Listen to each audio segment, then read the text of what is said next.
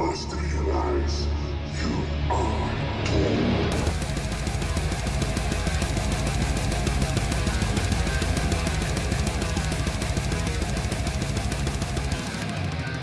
Welcome back, everyone, and thank you for joining us once again on the Scoundrels podcast. Today, we're going to do our segment called At the Helm, where we just go through different news, different stuff that comes out during the week, and we just discuss it. So, Dave, go ahead, kick it off. Kick it off. That's it. All right. Good job. Smooth, very smooth transition here. Rich, did you know something that came out this weekend in the theaters? I'll give you a hint. They're small and they're yellow. I already know, Minions. The Minions! Rise of Gru. The Rise of Gru came out, my man. And I know, Jackson, did you go watch it? Actually, I did go watch it this past week. I went to go watch it. It was good. It was all right. It wasn't the best of the Despicable Me and Minions, but it was okay. It wasn't bad. I still enjoyed myself. Had a couple smiles on it. But let me tell you something about the Minions this past weekend, right? Yeah. The Minions: The Rise of Gru movie made the most money at $125 million, and which broke a box office record for the highest grossing film opening over a four-day 4th of July weekend. Yes, The Rise of Gru, the Minions took over, my man. And the reason why I'm saying this is not because it's the highest gross over the 4-day weekend on 4th of July, but also, I mean, you know what else came in earlier in the year, which is was a beloved, I don't know how you say, animation movie, Lightyear. And boy, let me tell you about Lightyear, my man. For the 3 weeks that it's been out, it only made $105 million domestically in the last couple weeks that it's been out, and has struggled to reach 190 worldwide, compared to Minions, which is topped over 200 million already this weekend worldwide, globally.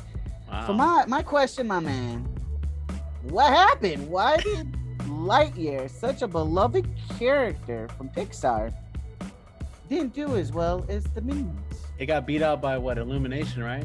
That's the production company. Man, by Universal. You know what? As much as I hate the Minions, and I was never a big fan of Despicable Me, they have a big following. They have a huge following. Those little Minions are known around the world. A lot of fans of the series and everything. So it's not really that shocking that it did so well. You even called it. You said, they do have a big following. And look, I mean, the money shows it, huh? They've made so much money just over one weekend compared to Lightyear, who, I mean, I'm honestly one of the people that's not even interested in it. No Tim Allen, no me, because I do not want to see Buzz Lightyear as voiced by anybody else. But I mean, that shows like the big following Minions has. Well, there, you just said it right now about the Tim Allen thing. That's why it flopped. You know what? I feel like it was. It's been a long time since Pixar or even Disney Studios animation movie has really wowed me. Mm-hmm. I mean, I can't remember the last one. Could it be possibly Inside Out might have been the last one, or maybe one of sequels that came out. Yeah. Maybe I don't know if The Incredibles 2 came before or after. I can't really remember, but for me, it's been a long time. Luca didn't pass it for me. That movie Soul didn't pass it for me. And I know some people probably differ on this one. Encanto, a Disney animation, really didn't do it for me. A lot of these, they've been misses, and that's the reason why Pixar. I don't know if that's the reason why Pixar has been coming on Disney Plus lately. You notice about the last few films Pixar has done is been going straight to Disney Plus, and they thought, well, this is sort of attached to Toy Story, which they didn't explain it. And still, even now, people are like, after they saw the movie, they don't know if this is part of the Toy Story franchise or not. They're confused. Yeah. They didn't explain what this movie was about. And when you change the voice actor, Tim Allen is Buzz Lightyear. Yeah. So when you put in Chris Evans as the voice of Buzz Lightyear, now they're confused. Now they're like, well, what the heck is this about? And they still, people out of there didn't even know if this belonged to the Toy Story franchise or not. And I think that's what's the biggest fail other than having the Minions having a big following, which I'm happy because I am a Minions part of the Minions cult. I love the Minions. So congratulations to them, and Pixar, they need to get their stuff together. They really do. There's one thing you don't touch with Toy Story, and that's Tim Allen and Tom Hanks. You don't touch them. Exactly. Those are the people that brought in all that money to begin with the original Toy Story. So yeah, unfortunately they got Chris Evans, and these are the results. All right, we'll keep it moving. So, have you watched the film Mad Max Fury Road with Charlize Theron and Tom Hardy? Are you a fan of that? I was a fan of it. Oh, okay, good. Were you wondering if they're ever gonna have a sequel for it? Well, I knew they had a story that was gonna be focused around Charlize Theron's character. So, but I didn't know too much about it. Well, they wanted a sequel story, but and this is something I didn't know, and I guess it's been foretold for a while now. I just found that out myself, so I'm just relaying the message. Maybe other people out there knew it before I did, but Charlize Theron and Tom Hardy can't stand each other, so there will not be a sequel. They couldn't stand each other working on the film. Yeah. I don't know what it was, but they both openly do not like each other whatsoever, so there won't be a sequel. But like you were saying about the Charlize Theron character, it's gonna be a prequel they've been working on, and it's not Charlize Theron reprising the younger version of her. It's some other actress. I'm sorry, I don't know who it is. But the prequel, they just came out with some pictures starring Chris Hemsworth. Chris Hemsworth's in it. He's starring in. It's called Furisha. So if you could bring that up with a couple pictures possibly here of Furisha, Chris Hemsworth and Furisha. What do you think about Chris Hemsworth being Furisha? And are you excited by a prequel by the same director for this Mad Max? There, you said it, man. As long as the same director, I'm excited. I really loved Fury Road. I've seen it multiple times. The soundtrack, everything. I loved it all. I think it was Junkie XL that did the score for it, and he did an amazing job. I love movies, but I'm a bigger score guy. I love a good composer behind the movie that puts out a good soundtrack for it. And Junkie XL really did that with Fury Road, made you feel on certain parts. So as long as they got the same director, and hopefully they bring back Junkie XL, I'll be happy. You know what? Like you were saying, I wasn't the biggest fan in the world of Mad Max Fury Road, but I enjoyed it. Yeah, I enjoyed it. I thought it was quirky. It was different. I liked it. I mean, I just wasn't the biggest fan as others, but I enjoyed it, and I'm glad they're doing a prequel to it, and I'm glad they got a good starring actor like Chris Hemsworth in the prequel, and I'm excited that they show some images, and hey, this is coming out with the same director. So yeah, that's pretty good that we're gonna get that out pretty soon. They're gonna they have some images showing of the prequel. Yeah. Now I know you got a little bit of news for I got a little bit. I got a little tidbit. So everybody knows who Jordan Peele is. He's the director behind Get Out, Us, and now this new movie called Nope. So a thing came out about what he told Daniel Kaluuya, the main actor from Get Out and the main actor in Nope. And he came out and said that Jordan Peele told him on the set of Get Out that he wanted him to be his Robert De Niro to Martin Scorsese. You know what I mean? So he wants him to be behind a lot of his movies that he's coming out with. So my question to you is, how did you feel about that? Do you think that that's the right actor to put all your chips on? How do you like Daniel Kaluuya as an actor? Do you feel like that was the right choice? I feel like he's a good actor.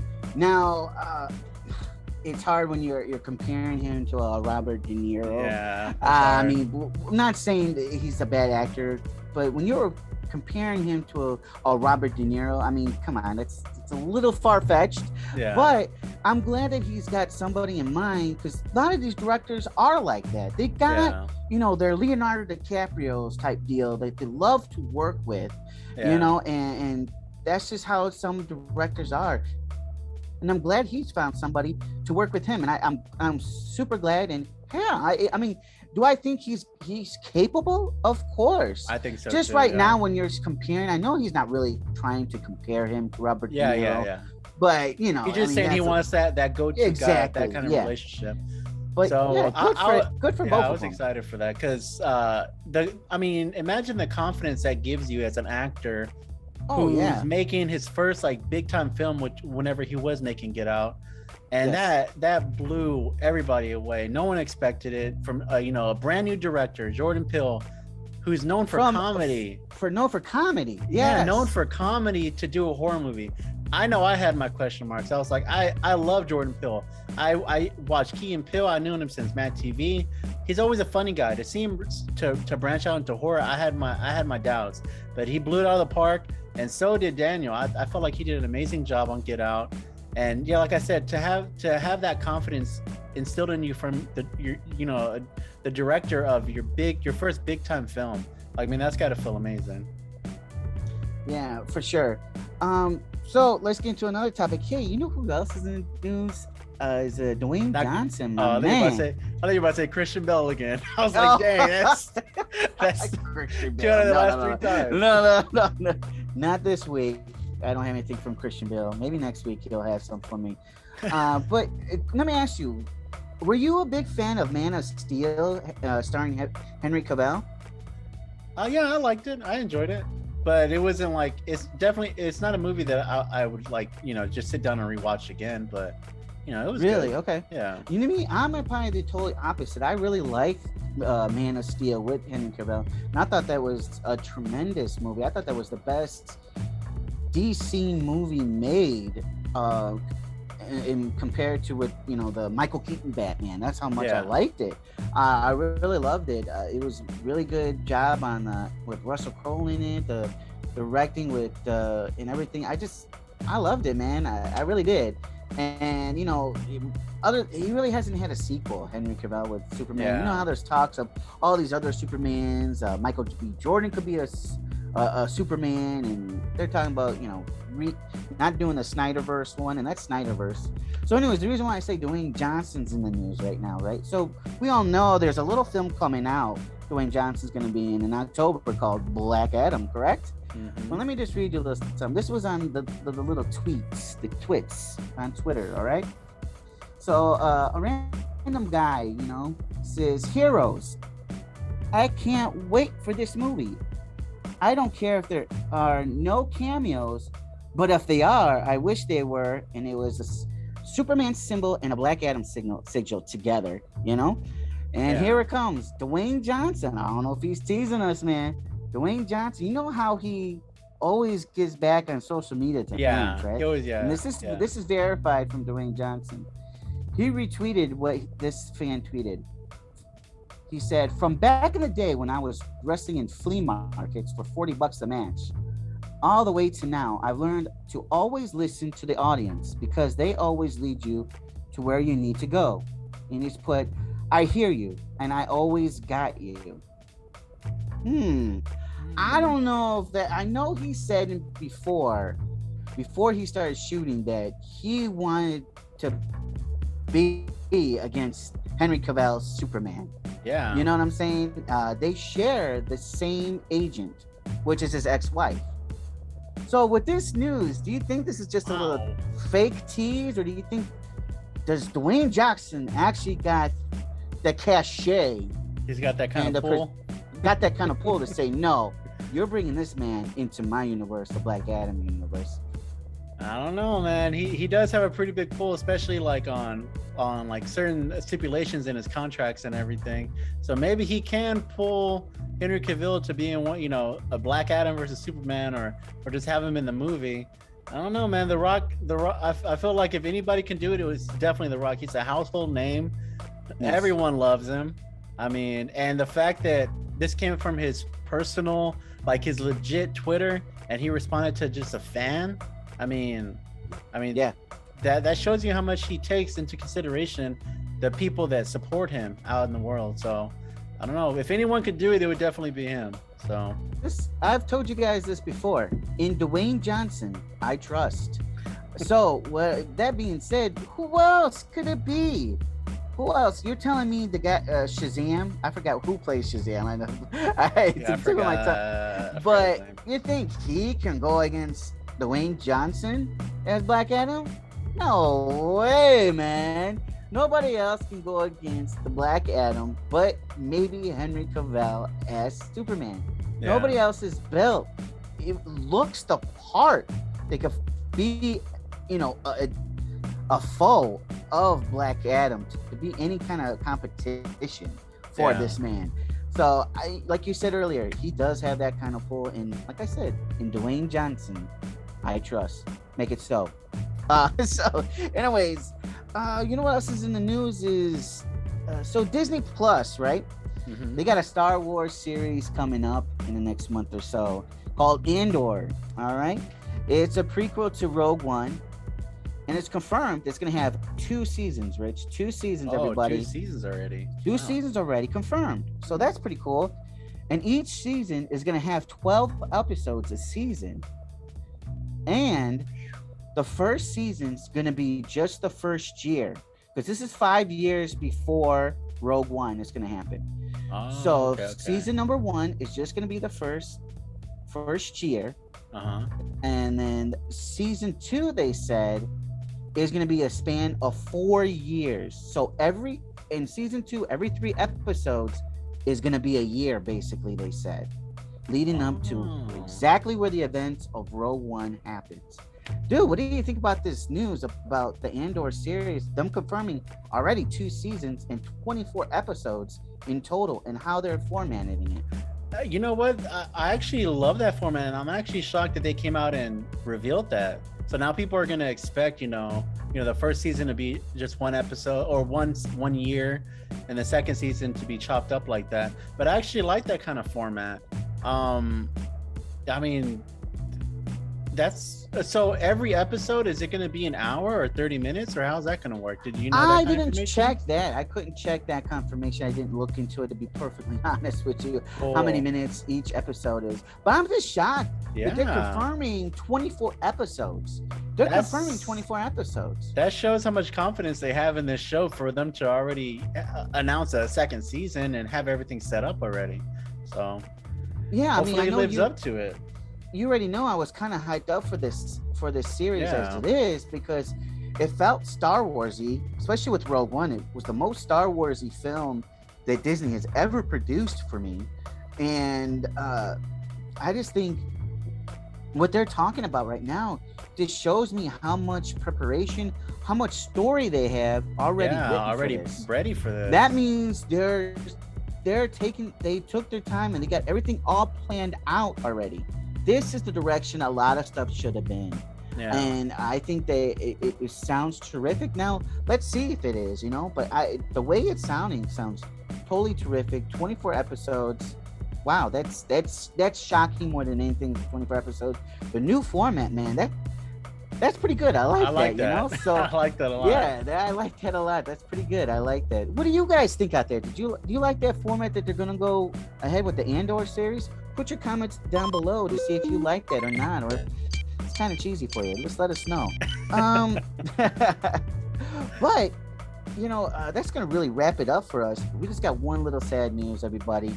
This past week, a legendary actor, James Caan, has passed away at the age of 82. Rich, such a legend in his own right, and of course, I'm gonna say this.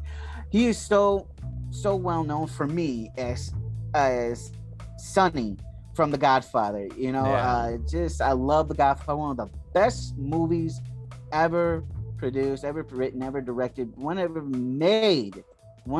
Easily one of the best I ever watched in my life. And he plays such an iconic role in Sonny, or Santiago Corleone, whatever you want to call him. Santino Corleone. I'm sorry, not Santiago. Santino, it's Italian, not Mexican, you idiot. That's Spanish. It's Santino Corleone. But man, I loved his character in that. And he wasn't ashamed to show some little hamburger meat on him either on some of those scenes, which is some surprise. But he wasn't, and they was all over, man, his hamburger meat. But power to him, yay. How about you?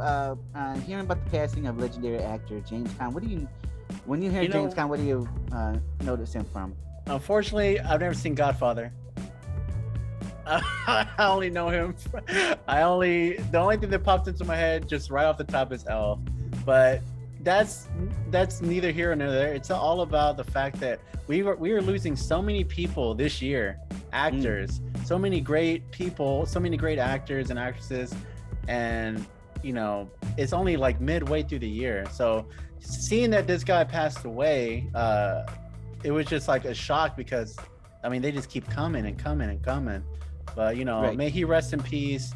Sure. I know a lot of people loved him as an actor from The Godfather and other movies he's done, but yeah, may he rest. He's also done Misery with Kathy Bates. I liked. I love him. He did a movie called Thief. I don't know if too many people know about that one.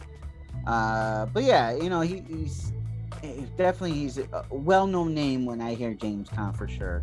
Yeah. He will be missed, and may he rest in peace. But that's what's gonna do it for us over here at the Scoundrel Podcast. I hope you like At the Helm.